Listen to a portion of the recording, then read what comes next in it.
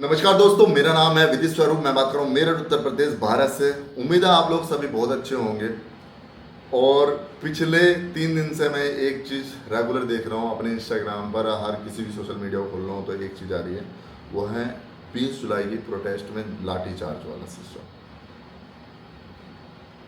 भाई ऐसा पहली बार हुआ है जो छात्रों के ऊपर लठ बरसाए गए हैं, डंडे बरसाए गए हैं और इतनी बुरी तरीके से, मतलब लाठियों के अंदर कीलें पाई गई हैं। आप देखोगे ना, सामने से जाके देखना कि भाई कितना बुरा सीन का लगा है।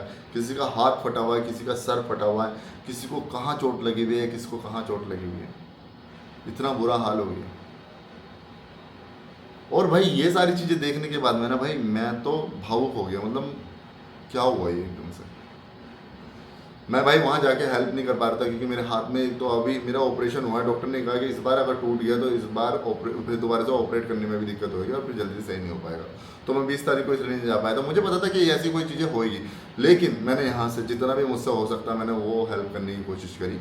मैंने यहाँ से जोमेटो से खाना ऑर्डर किया, मैंने ब्लिंकिट से, मैं सारे आपको डिटेल्स दिखा दूँगा कि मैंने क्या क्या ऑर्डर किया। मेरे से जितना भी हो सका मैंने ट्राई किया कि भाई मैंने रात को, कल रात मैं जो ना कल शाम को मतलब लेट आया था लगभग घर पे। दिल्ली से यहाँ पर आने में मुझे लगभग 11 साढ़े 11 बज गए थे। तो लेकिन मैंने 12 बजने में कुछ मिनट थी तभी मैंने एक ऑर्डर कर दिया। मैंने कहा यार चलो ठीक है, किसी के लिए तो जाएगा। तो उन्होंने, भाई ने ये कहा, मेरी वहाँ पर किसी से जो प्रोटेस्ट कर रहे थे, किसी बंदे से, किसी छात्र से बात हुई, उसने मुझे ये कहा कि भाई आज खाना बहुत आ गया है, आप ना कल ऑर्डर करना। मैंने कहा जी बिल्कुल भाई, जितना मुझसे बनेगा मैं ज़रूर करूँगा, मैं इतना तो कर ही सकता हूँ। आप समझ रहे हो ना। रात को 12:30 बजे भी मेरा फ़ोन लेके बंदे ने ये कहा। तो मैं ही नहीं हूँ एकमात्र, ऐसे बहुत सारे लोग हैं जो इस प्रोटेस्ट में हिस्सा नहीं ले पा रहे, लेकिन उनकी मदद कर रहे हैं और बहुत ज़रूरी भी है भाई। मुझे गवर्नमेंट से सिर्फ एक शिकायत है यार, एक छोटा सा ही मुद्दा तो है, हाँ छोटी सी चीज़ से थी उसे कर देते भाई। तुम्हारी सरकार भी आने वाले टाइम में बची रह जाती जो चीज़ें करी है।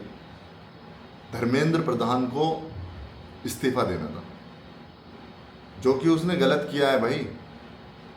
ये चीज़ें होनी चाहिए थी, धर्मेंद्र प्रधान को इस्तीफा देना चाहिए था। मैं प्रोटेस्ट के बिल्कुल साथ में हूँ भाई, मैं हमेशा खड़ा रहूँगा। ये चीज़ें हुई हैं, ये गलत हुई है।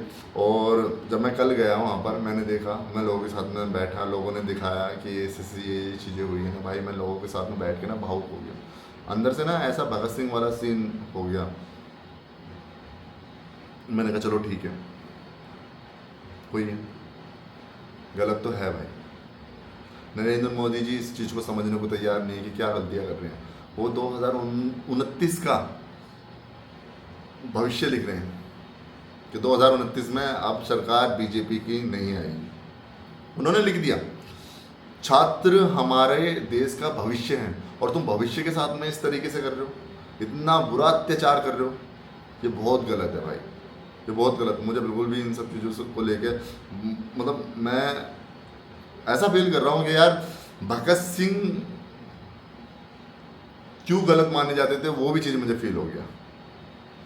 लोग ना प्रोटेस्ट जो लोग कर रहे हैं ना, उनके विपक्ष में इतने सारे लोग खड़े हुए हैं ना, वो जो ना ये कह रहे हैं कि अच्छा हुआ लाठी चार्ज हुई, अच्छा हुआ ये होना चाहिए था, अच्छा हुआ ये होना चाहिए था, मरना चाहिए था, ये होना चाहिए था। भाई उनके मैं स्टेटस स्टोरी देख रहा हूँ तो मैं मन में ऐसा सोचता हूँ कि यार कैसे, किस विचारधारा के ये लोग हैं। उधर की तरफ वो इंसान पिट रहे हैं, वो कहीं ना कहीं आपके बच्चों के भविष्य के लिए, आपके भविष्य के लिए भी लड़ रहे हैं, और तुम उस तरीके से उनके साथ में। छी यार, सच में जो ना ऐसे लोगों के साथ में क्या ही मैं बोलूँ। कुछ लोग तो मुझसे बहस कर जा रहे हैं, मुझे स्टोरियाँ रील्स भेज के कि ये हो रहा है ये, और तब मैं उसको पूरी स्टोरी को जो ना सर्च करता हूँ, मैं पूरी स्टोरी को सुनता हूँ तो उसका कुछ और ही, मतलब बीच में से क्रॉप कर करके वीडियो डाली हुई है इंस्टाग्राम पर, पूरी वीडियो दिखाई नहीं रहे। इतनी गंदी राजनीति चल रही है ना भाई, बहुत ही गंदी राजनीति चल रही है। कुछ लोगों को ये ऑब्जेक्शन उठ रहा है कि जय भीम का नारा क्यों लग रहा है उस प्रोटेस्ट में। अरे भाई, जय भीम का नारा आपको पता है कि क्यों लग रहा है? शिक्षा की ताकत क्या है, वो यही तो ताकत है। उन्होंने तो लोगों को दिखाया किस तरीके से हम लोग जीत सकते हैं शिक्षा के माध्यम से। इंकलाब जिंदाबाद, अरे जय श्री राम का नारा भी लगा रहे भाई, तो इसके लिए तुम दोनों आपत्ति थोड़ी। तो ये सब रहा था भाई। पिछले 3 दिनों में मैं भी थोड़ा सा, मेरा कैमरा पानी में भीग जाने की वजह से कैमरा ख़राब हो गया था। मुझे ना अभी ओस्मो पॉकेट 3 मेरे पास है, मैं उसे यूज़ कर रहा हूँ, तो उससे मैं अच्छे तरीके से वीडियो बना पाता हूँ। बाकी मैं फ़ोन से अच्छी तरीके से वीडियो नहीं बना पाता, उसकी वजह से मुझे थोड़ी सी प्रॉब्लम हुई, क्योंकि लक्ष्य अब मेरे साथ में नहीं है, तो मुझे अकेले सारी चीज़ें भागदौड़ी करनी पड़ रही है। अपने आप ही कैमरा निकालता हूँ, अपने आप ही रिकॉर्ड करता हूँ, तो उसकी वजह से मैं जो ना वीडियो भी नहीं डाल पाया था। मैं समझ नहीं पा रहा था मैं क्या डालूँ वीडियो, और मैं ऐसे भी आपको बता के जो ना वीडियो डाल सकता था, लेकिन मेरे पास में ऐसा कुछ ऑप्शन नहीं था कि जिसको मैं जो ना वीडियो उस तरीके से मतलब बना पाऊँ। चलो ठीक है, कुछ मैं इस चीज़ को भी लेकर परेशान हो गया कि कैमरे को पहले मैं वहाँ गया सीपी में, वहाँ जाकर दिखाया, वहाँ जाने के बाद में सारी चीज़ जहाँ से मैं लेकर आया था उन्होंने मेरा कैमरा को जैसे भी जो भी चीज़ करके सही करके दे दिया। अभी मैं उसी कैमरे से वीडियो बना रहा हूँ। तो ये सब चीज़ें रही मेरे साथ में। और पर इन 3 दिन के अंदर मैंने क्या क्या किया वो बता देता हूँ। मैं सबसे पहले सीए के पास में गया, सीए से मैंने बात करी, सीए ने मुझे बहुत सारी चीज़ें बताई और मैं किस तरीके से अपनी कंपनी को स्टार्ट कर सकता हूँ, वही तरीका मैंने उनका अपनाया और उसी तरीके से मैंने अपनी कंपनी रजिस्ट्रेशन करने के लिए डाल दिया।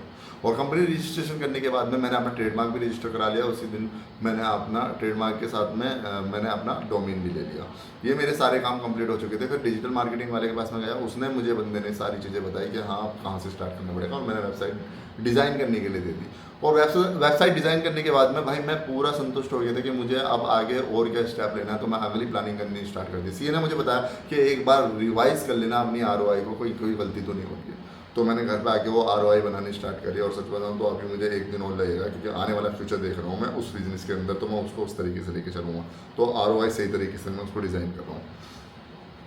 हमने प्लान में थोड़ा सा और चेंज किया है, पर वो धीरे धीरे आपको पता चलेगा किस तरीके से मैं सारी चीज़ें कर रहा हूँ, ठीक है। और इन सब चीज़ों के बाद में मैंने अपने फूड कार्ट वाले से बात करी, फूड कार्ट वाले के पास में गया, तो मेरा ऑलमोस्ट प्रेम तो तैयार हो चुका है सारी चीज़ों को लेकर, और मैं 2 फूड कार्ट बनवा रहा हूँ। लेकिन मैंने सोचा कि मैं एक फूड कार्ट के एडवांस पैसे दे दूँ, और भी मतलब तीसरा फूड कार्ट भी जो ना तैयार होना स्टार्ट हो जाएगा। क्योंकि फिर मैंने सोचा कि यार डेट तो मैंने बढ़ा ही दिया है, क्योंकि मैं पहले 15 अगस्त का प्लान कर रहा था कि मैं 15 अगस्त को जो ना इसको ओपन करूँगा, लेकिन अभी 1 सितंबर हो गया। रीज़न ये है कि ये प्रोटेस्ट चल रहा है, पता नहीं कब तक चलेगा, ठीक है, और मैं इसका हिस्सा बनना चाहता हूँ, इससे अलग नहीं रहना चाहता।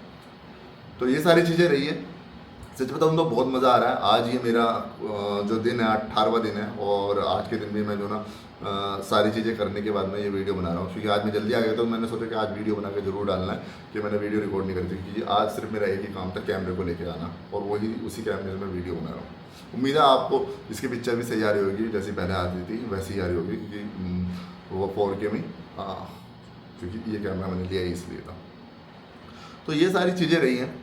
तो भाई आगे क्या प्लानिंग करने वाला हूँ वो सारी चीज़ें मैं बता देता हूँ। कल मैं जो ना जाने वाला हूँ प्रोटेस्ट, जंतर मंतर पे प्रोटेस्ट करने के लिए, उन लोगों के साथ देने के लिए। जो भी मुझसे होगा मैं उतने करने की कोशिश करूँगा, ठीक है। ऐसा तो नहीं है कि मैं पूरे दिन वहाँ पर रहूँगा, जितना भी मुझसे वहाँ पर मैं टाइम दे सकता हूँ उतना टाइम मैं दूँगा, और फिर उसके बाद में जो भी मुझसे वहाँ पर सेवा हो सकेगी उस तरीके से मैं सेवा करूँगा, ठीक है। ये काम करने के बाद में फिर मुझे जाना है एक बंदे से मिलने के लिए, जो कि एक लड़का है, उससे मैंने इन्वेस्टमेंट की बात करी थी। तो अगर उस बंदे से बात हो जाती तो मैं एक बार उसके सामने अपना पूरी प्रेजेंटेशन रखता हूँ अपने प्लान की। अगर उसको प्लान समझ में आता तो मैं थोड़ा बहुत उससे इन्वेस्टमेंट उठाऊँगा, ठीक है, थोड़ी इक्विटी देने की। तो भाई ये सारी प्रोडक्टिविटी करने वाला हूँ कल। और सच बताऊँ तो इन सब चीज़ों के साथ में मैं बहुत ज़्यादा सहयोग करने वाला हूँ। फिर दोबारा से बोलूँगा, मैं प्रोटेस्ट में जाने वाला हूँ कल, वहाँ ज़रूर टाइम देने वाला हूँ। तो मिलते हैं अगले वीडियो में। वंदे मातरम, जय हिंद, जय भीम। और अगर आप लोगों को मेरी वीडियो अच्छी लगती है तो प्लीज़ सब्सक्राइब करना बिल्कुल मत भूलिए, लाइक करना बिल्कुल मत भूलिए, कमेंट करके मुझे मेरी गलतियाँ बताइए जिससे मैं अपनी गलतियों को सुधार सकूँ। मिलते हैं अगली वीडियो में।